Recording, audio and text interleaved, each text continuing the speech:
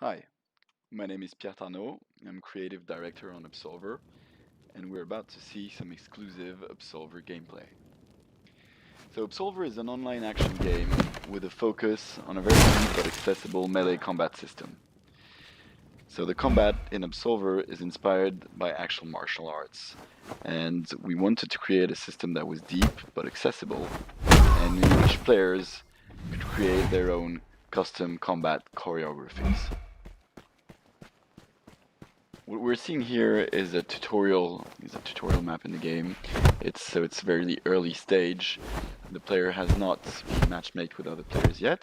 The main part of the game is set in a small open world that is made of a dozen interconnected zones that the players can explore freely, and in which he or she is matchmaked with other players seamlessly. So as you explore the world, you will get to meet other people and build relationships with them. You can make friends, enemies, you can find mentors or students. A variety of relationships exist. And as we see here, sometimes you'll be walking in the world and suddenly somebody else is there. This, however, is a single-player tutorial because it's there to teach the player the basic game mechanics. So we wanted to do a combat system that is pretty accessible, so it's easy to pick up and play. It's a 3D real-time combat system, but we added enough layers of depth, as we'll see, to have an actual competitive PvP experience. Because the endgame of Absolver is becoming the best Absolver and fighting others like you in PvP. So here we see that the special defense of that character. In Absolver, every player can choose a combat style, and each style has a different special ability. This combat style has the parry ability, so the character is able to parry attacks if he does it in the right timing, which I kind of messed up here, but we'll see it a bit later on. So that's one mechanic. Another, which we saw earlier, is what we call perfect attacks. So when you nail your attacks, your successive attacks in the right timing, the character will flash golden, which makes the attacks chain faster and stun the enemy a bit longer. So that's what we're seeing here. It's really an incentive to be in the flow of combat. Another game mechanic we're seeing here is the feint, which is cancelling the build-up of an attack to trick your opponent into doing a feint. So that's this black ghost we can see at times. So this is especially useful against human opponents. If you feint, you get into this high-level mind game, kind of tricking your opponent into doing a dodge or a parry, and that allows you to follow up really quickly with another attack while your enemy is recovering. So that's once you kind of get to know the attacks of your opponent, that is something that is very important to tackle. So now we're going to see something that is really the core of Absolver, which is the stances and the combat deck edition. The idea is, in Absolver you have 4 different stances, represented by this diamond. In each stance you have a sequence of up to 3 attacks, which you see on top, an alternative attack, which you see down. The idea is that every stance starts in one stance and goes into another one. So for instance, here we're going to make a sequence of attack that starts front left and that finishes front left. I can go into training mode. I'm going to see that if I chain these moves and I keep attacking, they loop on themselves. But I could go ahead and change that and decide that one stance actually goes to a different stance. Here, my 2 front stances both loop on themselves. But the idea is that any attack always chains smoothly with the attacks that follow. So everything is fluid, everything is dynamic, and the action basically never stops. The same system works with weapons, so the player can pull out weapons as temporary bonuses, and when you take out a weapon, it's just a whole different combat deck that is now accessible to you. Weapons do more damages, but they can be temporarily disarmed. They can bonuses. You can get disarmed, as we just saw here. So pulling a weapon in combat usually gives an advantage to the player, but can also be dangerous if your enemy gets very offensive, disarms you, and picks up your weapon. So now we're going to see another part of the game, which is a bit later. We're changing characters, and we're going to focus now on the attack learning system, which is the core of how you will create your characters in Absolver. So in Absolver, as you explore the game world, you'll meet other enemies, whether they're NPCs or players. And when you fight somebody, whether it's an NPC or player, they attack you with an attack that you don't know. You will learn that attack progressively, which is what we're seeing here. Here I'm using the Absorb ability, which allows me to avoid being stunned or pushed back by an attack, and that allows me to counterattack right away. So I do receive damages, but if I counterattack, my damages are mitigated. And when I use my special ability on an attack, I'm going to learn it faster. So here I see that I've learned a bit out of 6 attacks, and as you fight different enemies, you will progressively learn more and more attacks. And what you want to do is, sometimes you don't want to beat an NPC right away, but rather try and use your special ability tactically on that NPC in order to learn their moves better. Another mechanic this ties on is a social relationship called mentor-students. So what you can do when you meet another player is ask them to become your mentor. That way, that player will be able to teach you their combat style, and you'll be able to learn attacks faster than you would by fighting regular enemies.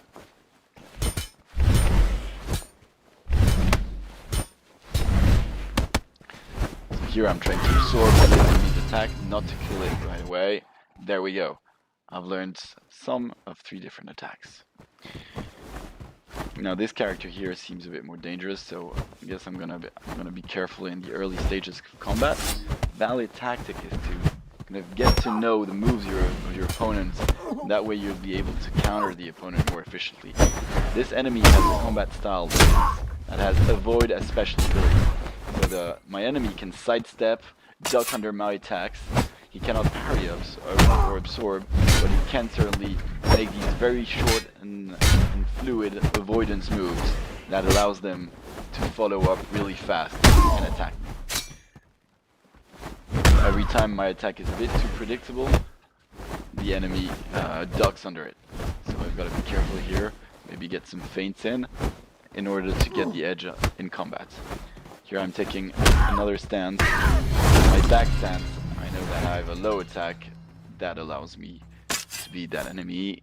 The enemy hasn't picked up my sword, so I can go ahead, pick up that sword. My health is pretty low, so I'm gonna heal up and keep on exploring that zone.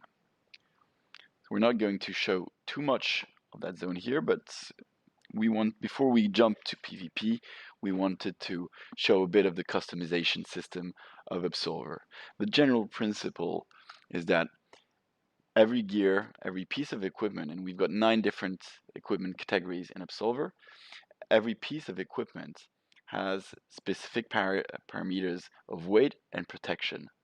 And so you're kind of making that trade-off between weight that slows you down and protection that gives you, mitigates damages, and sometimes gear protects you better against blunt damage. Sometimes gear protects you better against cut damage, which is typically the damage that players get from weapons. So you're making these trade-offs as you equip, and all these equipment categories are fully compatible. So you're making gameplay choices as well as aesthetic choice, because the look of your character pretty much determines how others will perceive you. And so it's important in an online game to kind of create your persona and show others what your character represents. Okay, so now what we're going to see is some player versus player combat. what's important to note is there are two forms of PvP combat in the game. Either what we're seeing here, which is players being matchmade together in the world, and these players have decided to fight, but these players could actually have teamed up and go on into co-op PvE instead of fighting. But they chose to fight, and so here they are fighting. So we're gonna see different moments of a variety of fights, and look at the tactics involved. So this was an earthquake power. What we can see are the floating shards in the back of the characters allow them to use special weapons and powers. So you need shards to pull out your weapon, but you can also use a shard to create a shockwave or other thing. So when confronted with an enemy who is a weapon, the good tactic is to be very effective in order to try and disarm him, but that's not always possible.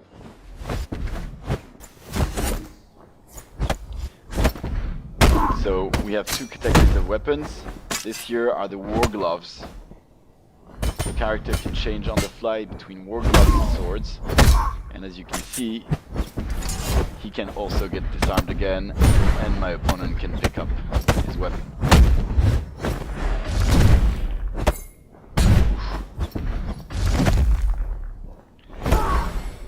As we saw previously, it's very important to stay focused and keep these perfect attacks that make your character flesh golden, because that's how you get the faster edge in combat.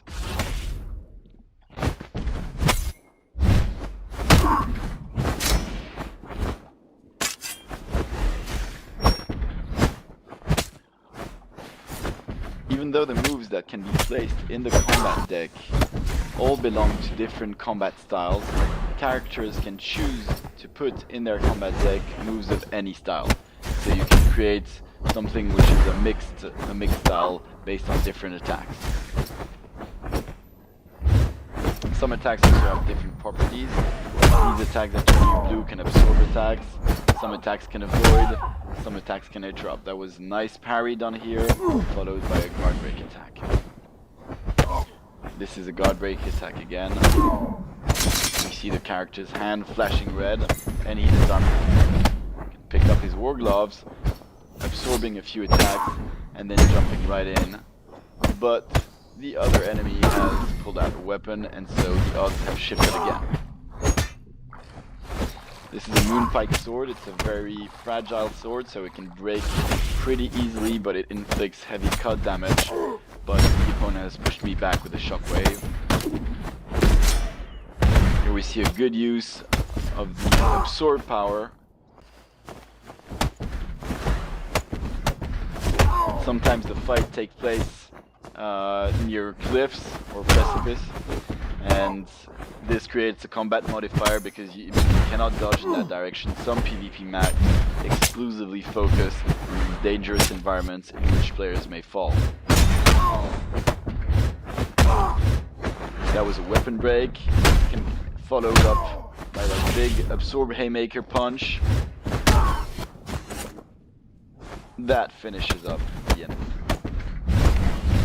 So even if an enemy is dominating, as we can see here, if with a succession of absorbs, you can always chain your attacks faster, and if the enemy makes just one mistake, you can always follow up and pick up in combat. The altar here is red because characters cannot interact with an altar when a fight is going on. And there we go. Weapon is picked up, and now the odds have shifted. It's very important to be able to use your special ability in the right timing. This is a move inspired by Capoeira. It's a very powerful kick. He pushes me away, so this will finish it that way. So what we see here are combats that take place in the worlds. But, as mentioned previously, fun combats take place into dedicated PvP arenas. So, From the game world, the player will be able to access special PvP game modes. So there is of course the 1 versus 1 duel, which currently is a best of 5 mechanic, but there is also 3 versus 3 game modes. And this concludes our demo. Thanks for watching.